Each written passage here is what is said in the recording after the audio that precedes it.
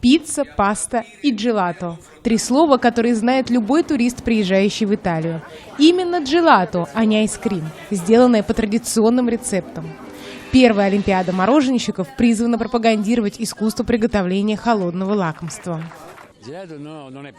Мороженое не грех. Я лично его очень люблю, потому что это возможность общения. Мороженое объединяет людей.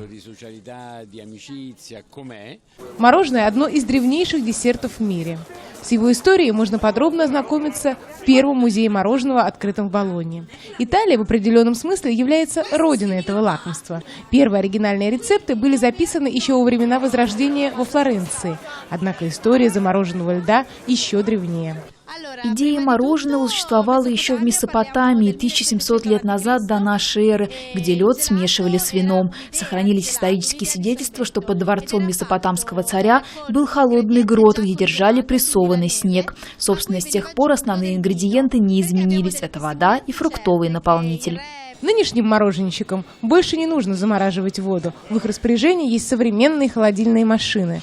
Однако есть и те, кто предпочитает ручной труд. Грациано Прантеддо из Сардинии готовит свое мороженое по старому рецепту из цедра и льда, используя приспособления 17 века.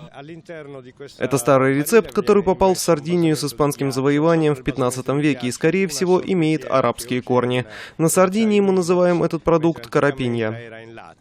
Прохладный фестиваль пришелся как нельзя кстати в Риме, где уже наступило лето. Следующие остановки Олимпиады – Валенсия, Чикаго, Дубай, Шанхай, Сан-Паулу, Сидней и Берлин. И большой финал в итальянском Римени. Вера Щербакова, ТАСС ТВ, Рим.